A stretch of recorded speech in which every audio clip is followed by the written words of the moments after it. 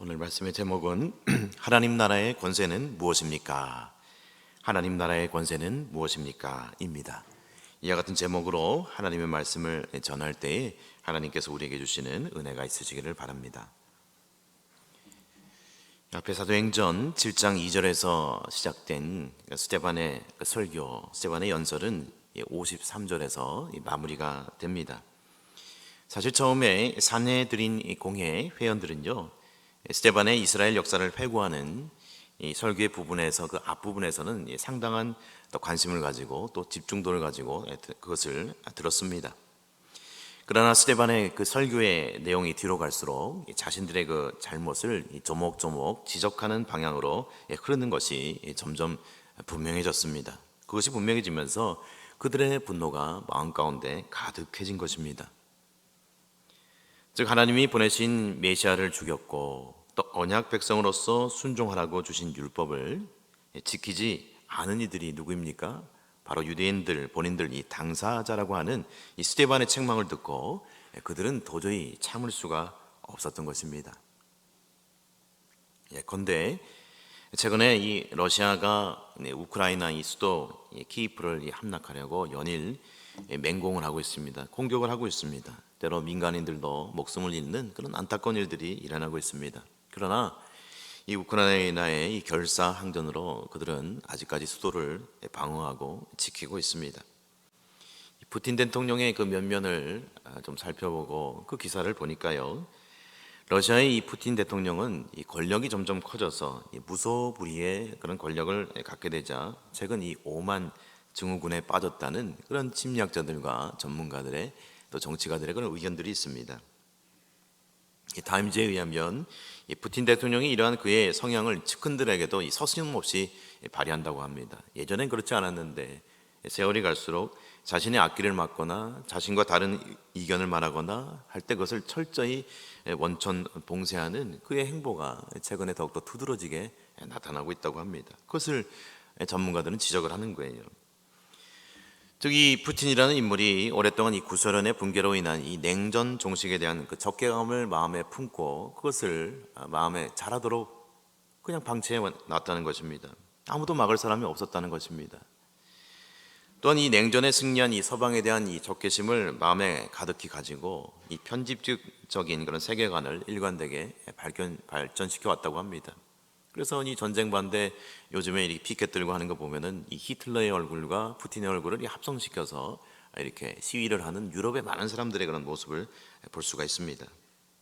이 오만 증후군의 증상으로 자기도취증인 이 나르시즘, 그리고 과대망상, 판단력 저하, 그리고 타인 경멸, 그리고 개인의 자신의 이해관계를 국가 이해관계와 구분하지 못하는 그 경계선이 없는 그의 연약한 그런 심리의 상태를 보게 됩니다.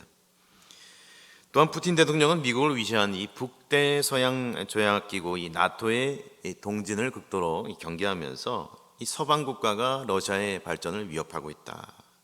또한 이 나토 가입을 추진하는 이 우크라이나의 독립성을 부정하면서 그것을 위협으로 느껴서 침공까지 강행하는 그러한 결과로 이어졌다. 외신은 그렇게 분석을 하고 있습니다. 여러분, 제가 뭐 이런 국제정세 말씀드리는 것은 아니고요. 여러분, 이처럼 이 정치 권력이든 종교 권력이든지 간에 어떤 권력이든지 간에 그것이 절대화되면 이처럼 부패하게 된다는 것입니다. 막을 사람이 없다는 것입니다.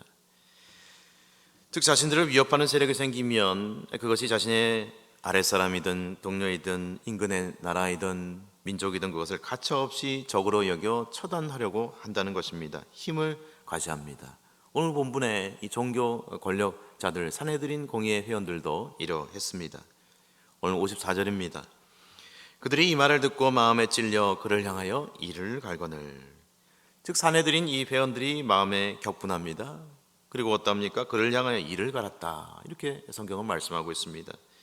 즉 스데반의 연설에 대한 그들의 감정적인 그 격한 반응이 고스란히 말씀을 통해서 표현되고 있습니다. 또한 여기서 그들의 마음에 찔려라고 말하는데 이것은 회개라는 그런 뜻이 아니라 그들의 마음에 분이 가득 찬 그런 모습을 마음에 찔려라고 이렇게 표현을 하고 있고요. 또한 이를 간다는 것은 그들의 분노가 극에 달한 것을 보여주는 또 다른 표현이라고 할 수가 있습니다. 시편 35편 16절에서도 그래서 그들의 연회에서 망령되이 조롱하는 자 같이 나를 향하여 그들이 이를 간도다. 이 분노에 대한 표현을 이를 갈도다라는 표현이 성경의 곳곳에서 등장합니다. 여러분, 그러나 한편 이 스데반의 모습이 어떻습니까? 이 유대인 이 사내들인 공회의 종교 지도자들은 이 분노하고 있는데 스데반은 너무나 그 평정심을 유지하고 있습니다. 설교를 마친 이 스데반에 대해 이 분노하고 이를 가는 그 군중과는 달리 스데반은 너무나 침착하고 성령 충만하고 평온한 모습을 말씀 속에서 우리는 확인하게 되는 것입니다. 오늘 55절 56절 연이어 보시면 스데반이 성령 충만하여 하늘 우러러 주목하여 하나님의 영광과 및 예수께서 하나님 우편에 서신 것을 보고 말하되 보라 하늘이 열리고 인자가 하나님 우편에 서신 것을 보노라 한대라고 말씀하고 있습니다. 여러분, 스데반은요 성령 충만하여서 성령 충만으로요 어디를 봅니까? 이 하늘을 우러러 봅니다. 그는 항상 하늘을 우러러 봤을 것입니다. 이 하나님의 거룩한 임재를 그러나 이 순교 직전의 순간에 이 죽음의 위기의 순간에 보고 경험합니다. 특별한 은총을 경험합니다. 스데반은 이 하늘이 열린 것을 구체적으로 보고 있습니다. 하나님의 영광을 보고요, 그리고 하나님의 아들 예수님께서 하나님의 우편에 서신 것을 지금 바라다보고 있습니다. 여러분, 이 스데반의 이 고난 당함을 누가 보고 계십니까? 누가 지켜보고 있습니까? 하나님과 예수님께서 이 스데반의 이 고난 당함을 지금 주목하여 보고 계신 거예요. 그 현장에 계신 거예요. 이것은 또한 우리에게 누가복음 12장 8절의 말씀을 또한 떠올리고 생각나게 합니다. 내가 또한 너희에게 말하노니 누구든지 사람 앞에서 나를 시인하면 인자도 하나님의 사자들 앞에서 그를 시인할 것이요. 늘 평상시에 주님을 또 변호하고 주님의 복음을 증거했던 스데반을 이 어려움의 순간에 하나님께서는 기억하시는 거예요. 시인하시는 거예요. 그 말씀 그대로, 누가복음 말씀 그대로 이루어지고 있는 것을 스데반은 경험하게 됩니다. 여러분, 예수님께서는 하나님 우편에 서셔서 죽음의 위협에도 굴하지 않고 자신을 대변한 그 스데반의 모습을 지금 안타까이 지켜보고 계십니다. 즉 스데반이 이 세상의 법정, 이 종교의 법정에서 예수님을 변호했잖아요. 예수님에 대해 끝까지 설교했잖아요. 부활하신 주님을 증거했잖아요. 그것을 아시는 예수님께서 이제는 하늘의 영광 가운데 나타나셔서 누구를 변호하십니까? 스데반을 옹호해 주시는 거예요. 스데반을 변호해 주시는 거예요. 사랑하는 여러분, 하나님은 이처럼 성도의 고난에 함께 하시는 분이심을 여러분 믿으시기를 바랍니다. 지금 우리와 함께 하십니다. 또한 하나님께서 영광 가운데 나타나셨다는 것은 예수님의 죽음을 부활과 영광과 승리로 바꿔주신 하나님께서 이제 스데반의 이 죽음을 통해서도 하나님의 계획을 친히 이루심을 오늘 성경은 말씀하고 있습니다. 여러분, 그러므로 오늘날 이 신앙에 박해가 있는 그런 국가가 있죠. 또한 민족이 있죠. 또한 개인이 있죠. 또 신앙 때문에 내가 예수님을 믿게 됨으로 말미암아 가족과 친족에서 박해되고 소외되는 그런 분들이 있죠. 그 한 사람 한 사람의 이 개인들이 혹 신앙의 어려움 가운데 그리고 핍박 가운데 있다 할지라도 그 믿음을 굳건히 지키고 또한 우리가 복음을 계속해서 전하고 물러가지 않아야 될 그런 이유가 있다는 것입니다. 그것은 무엇입니까? 그것은 하나님께서 지금 스데반을 변호해 주시듯이 우리들을 끝까지 옹호해 주시고 함께해 주시고 변호하여 주시기 때문입니다. 하나님은 우리를 변호하여 주시는 분이에요. 그러므로 사랑하는 여러분, 우리의 삶의 어떤 어려움 앞에서도 나를 사랑해 주시고 함께 해 주시고 변호해 주시는 그 하나님으로 인해 세임을 얻으시고 위로받으시고 능력 받으시는 우리 사랑하는 안락의 성도님들 다 되시기를 주님의 이름으로 축원합니다. 아멘. 연이어 우리 57절의 말씀입니다. 그들이 큰 소리를 지르며 귀를 막고 일제히 그에게 달려들어.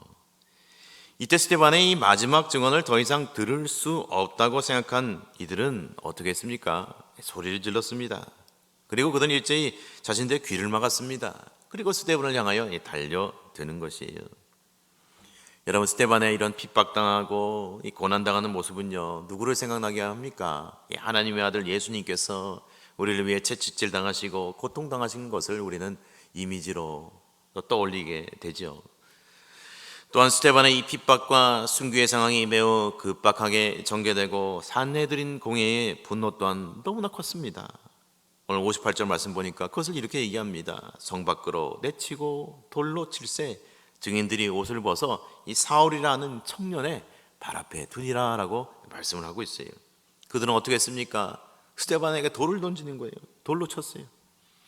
또한 그 증인들이 옷을 벗어 누구의 발 앞에 두었습니까? 사울이라고 하는 청년, 그렇죠? 나중에 바울이 되었지만 이제 사울이라고 하는 그 청년의 발 앞에 둡니다. 기가 막힌 일이 일어나고 있는 거예요. 여러분, 이 사도행전에서 사울의 이름이 여기서 처음 등장합니다. 첫 등장입니다.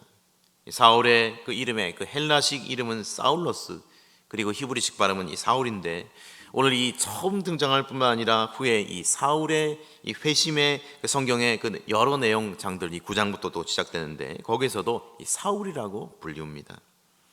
그러나 그는 이때까지 예수님을 알지 못하고요, 또한 그리스도인을 이처럼 핍박하는데 선봉에 섰던, 앞장섰던 이 청년이었습니다. 아주 혈기방장한 그런 청년이었어요. 오늘 59절에 이 말씀을 연이어 보시면 그들이 돌로 스데반을 치니 스데반이 부르짖어 이르되 주 예수여 내 영혼을 받으시옵소서 하고, 여러분, 그들은 스데반의 말들이 모두 거짓이고 무엇보다도 그들이 경외하는 하나님을 향하여 모독하는 신성 모독에 죄를 졌다고 생각하는 거예요. 그래서 돌을 계속해서 던집니다. 그래서 스데반을 돌로 쳐 죽입니다.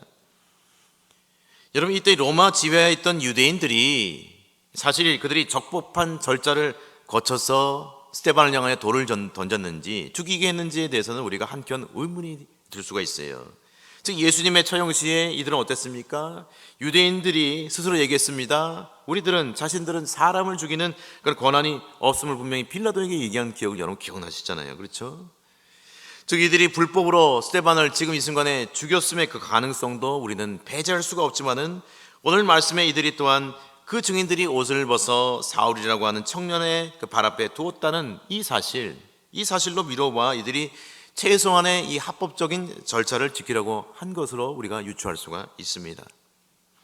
레위기 24장 14절 말씀 보면 그 말씀에 의해서 이들은 스데반을 돌로 쳐 죽인 거예요. 그 저주한 사람을 진영 밖으로 끌어내어 그것을 들은 모든 사람이 그들의 손을 그의 머리에 얹게 하고 온 회중이 돌로 그를 칠지니라. 신성모독을 한 자는 이처럼 돌로 치도록 레위기서는 말씀을 하고 있어요. 이들은 율법을 지키려고 한 거예요. 또한 사울 또한 스데반을 적대하던 이 길리기아 회당 소속이었음을 사도행전 6장 9절에서 우리가 알 수가 있습니다. 말씀하고 있습니다. 그러나 사울은 스데반을 이 돌로 치는 데는 지금 이 순간에는 직접적으로 동참하지 않았던 거예요. 그러나 그 길리기아이기 때문에 그 적대 세력 중에 이 포함되어만 있었음을 성경은 다음과 같이 기록하고 있습니다. 이른바 자유민들, 즉 구레네인, 알렉산드리아인, 길리기아와 아시아에서 온 사람들의 회당에서 어떤 자들이 일어나 스데반과 더불어 논쟁할세라고 말씀합니다. 이 말씀이 그렇게 기록하잖아요. 또한 60절 말씀 보니 무릎을 꿇고 크게 불러 이르되 주여 이 죄를 그들에게 돌리지 마옵소서, 이 말을 하고 자니라. 이 스데반의 순교의 장면을 성경은 이처럼 기록합니다.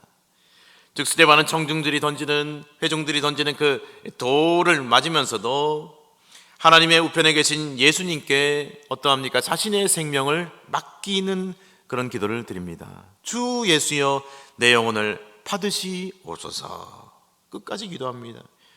여러분, 스데반의 이 기도는요, 주님이 십자가 위에서 돌아가실 때, 하나님의 아들 예수님께서 십자가에 돌아가실 때 어떻게 기도하셨죠? 아버지, 내 영혼을 아버지 손에 부탁하나이다 라고 드린, 예수님의 그 하나님께 드린, 성부 하나님께 드린 그 기도를 연상케 합니다.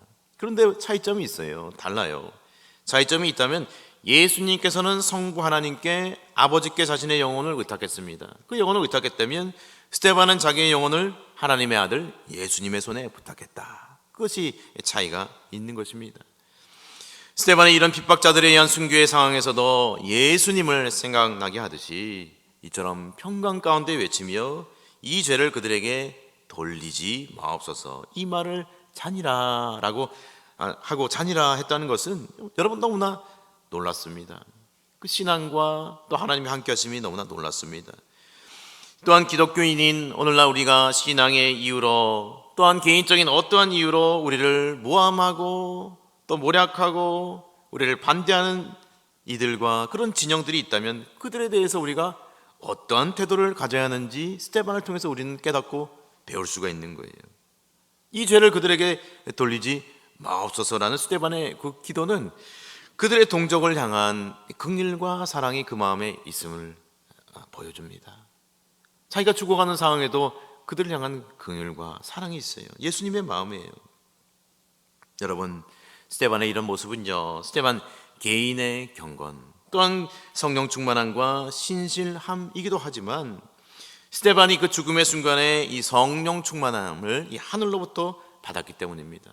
하늘이 열리고요, 하나님이 지켜보심을 보았고 예수님이 그 우편에 계신 것을 보면서 그가 이런 경험을 했기에 이처럼 담대하게 이렇게 신실하게 기도할 수 있었던 거예요.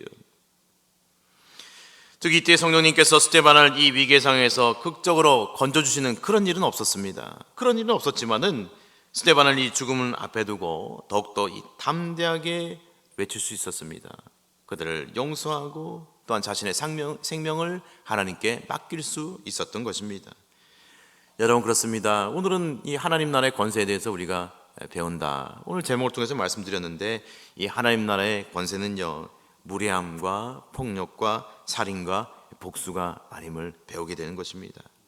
하나님의 나라는 용서와 사랑과 화해와 평화의 나라임을 하나님께서는 오늘 깨닫게 해주십니다. 하나님 나라의 권세는요, 힘으로 세상과 사람을 굴종하게 하고 무릎 꿇리는 그런 권세가 아니라는 거예요. 오히려 내가 무릎 꿇고 내가 기도하고 내가 낮아지고 그리고 용서하고 화해하는 그런 나라, 그런 권세가 하나님 나라임을 오늘 성경은 우리에게 밝히 보여주십니다. 사랑하는 여러분, 그러므로 오늘날 우리는 이 세상의 나라에서 발 딛고 그리고 뿌리 내리고 살지만은 그러나 우리의 손은 그리고 우리의 심령은 영적으로 이 하나님 나라에서 팔을 벌리고 이 하나님 나라를 구하면서 그 하나님 나라를 맛보면서 나누면서 살아가야 하는 것입니다. 그것이 하나님 몸된 교회 우리 안락교회의 사명선서의 내용에 들어있는 것입니다. 사도행전 8장 1절에서 3절은 다음과 같이 말씀합니다. 사울은 그가 죽임당함을 마땅히 여기더라. 그날에 예루살렘에 있는 교회에 큰 박해가 있어 사도 외에는 다 유대와 사마리아 모든 땅으로 흩어지니라 라고 말씀을 하고 있어요. 아직 이 사도행전 9장의 회심의 이전인 사울은 오늘 스데반의 죽임당함을 어떻게 생각합니까? 그 죽임당함을 마땅히 여깁니다. 여러분, 사울은 이런 사람이었어요. 바울은 회심하기 전에 이런 사람이었습니다. 이것은 사울이 그동안 얼마나 이 초대교회를 비참히 박해하는데 그가 우두머리로서 앞장섰음을 극명하게 보여주고 있습니다. 또한 스데반을 이 죽음으로 몰고 간 이들은요, 거기서 그치지 않고 예루살렘 교회를 이 광범위하게 핍박하여서 이들을 결국 흩어지게 만듭니다. 사도들은 물론 남아 있었지만, 그러나 이 경건한 이 초대교회의 성도들은 이 스데반을 장사하고요, 울며 애도함을 오늘 성경은 다음과 같이 말씀합니다. 2절의 말씀 보니 경건한 사람들이 스데반을 장사하고 위하여 크게 울더라 라고 말씀합니다. 사랑하는 동역자가 먼저 하늘나라에 갔습니다. 순교했습니다. 얼마나 그 애도하는 마음이 컸겠어요. 슬프고 컸을 거예요. 그러나 이 계속되는 이 박해 속에서도 이 초대교회 성도들의 신앙은요, 아무리 해도 사그러들지 않는 거예요. 오늘 3절 말씀에 보니 사울이 교회를 잔멸할세 각 집에 들어가 남녀를 끌어다가 옥에 넘기니라라고 말씀하고 있어요. 여러분, 사울의 이 교회를 박해하는 열심은요, 교회를 잔멸할세라는 그런 말씀에서 그가 마치 이 사나운 그런 맹수가 먹이를 채워가듯이 하나님의 몸된 교회를 박해하고 성도들을 잡아다 옥에 가뒀음을, 사울이 어떤 사람이었음을 이 말씀을 통해서 보여주고 있습니다. 그는 진실로 회심하기 전에 어떤 사람이었습니까? 죄인 중에 괴수였습니다. 정말 괴수였어요. 괜히 그런 고백이 아니에요. 사랑하는 여러분, 이제 말씀을 정리합니다. 이 말씀을 정리하면서 이 고난과 핍박 중에도 하나님의 나라는 계속해서 확장되고 있음을 바라보시기를 바랍니다. 하나님 나라는 진행되고 있습니다. 또한 그 주님의 나라 안에서 이 땅 가운데 살아가면서 화평을 누리며 용서의 삶을 누리며 화해의 삶을 누리며 성령 충만한 삶을 경험하시는 우리 안락의 성도님들 다 되시기를 주님의 이름으로 축원합니다. 아멘.